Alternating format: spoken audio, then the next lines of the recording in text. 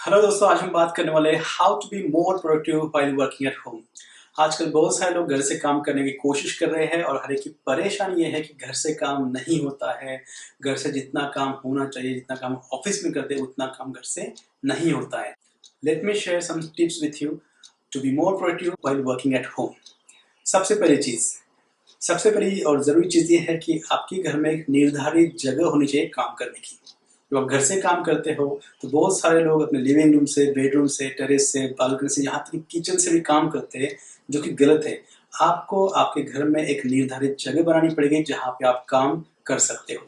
ऐसे करने से आपका एक वर्किंग एनवायरनमेंट बना रहेगा, जहाँ पे आपका फोकस और आपका एक ट्यूनिंग बनेगा आसपास के एनवायरनमेंट के साथ, और आपका प्रोडक्टिविटी बढ़ जाएगा। दूसरी चीज़ है आपका ड्रेसिंग। बहुत सारे लोग अपने स्लीपिंग वेयर में, पायजामा में काम करने की कोशिश करते हैं। एक बात आपको जाननी बहुत ज़रूरी है कि आपका ड्रेसिंग का और आपके साइकोलॉजी का डायरेक्ट कनेक्शन है।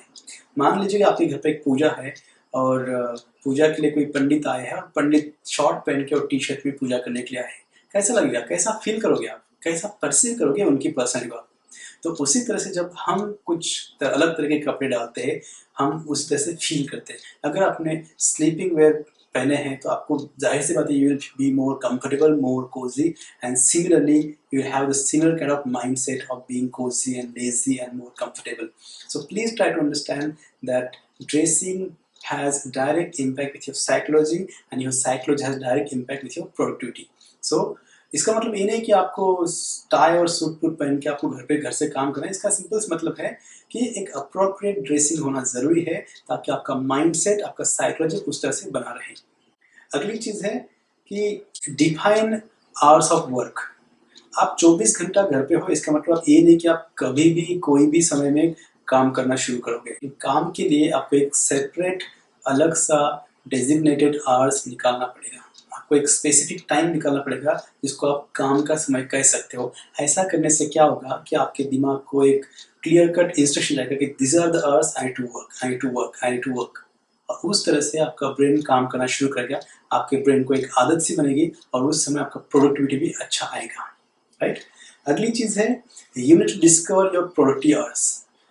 आपने देखा होगा कि कभी-कभी बहुत कम समय में बहुत ज़्यादा काम हुआ है, कभी-कभी पूरा दिन भर बैठने के बाद भी कुछ भी हाथ में नहीं आया है। इसका मतलब है कुछ ऐसा समय होता है जहाँ पे आपका मन लगता है काम में, आपका फोकस अच्छा रहता है। तो ऐसा कौन-सा समय, चाहे वो या वो सुबह का समय है, दोपहर का है, लेट नाइट का, ऐसा कौन-सा समय है जहाँ पे आप फोकस होते हो, जहाँ पे आप ट्यून होते हो, जहाँ पे आपका मन लगता है काम करने में? ऐसा जो जो समय है दिन का, वो आपको ढूँढना पड़ेगा। अगली चीज़ है कि वो है आपके डिस्ट्रैक्शंस। नाउ ज़ाहिर सी बात है, जब आप घर से काम करते हो तो बहुत सारी चीज़ें हैं जो आपको डिस्ट्रैक्ट कर सकती है। तो you can not completely eliminate the distraction, but at least you can reduce it. तो आपको क्या करना है कि जो भी डिस्ट्रैक्शन और डिस्ट्रैक्शन आपको थोड़ा सा कम करने हैं, ताकि आप अच्छे से काम करने की कोशिश करें।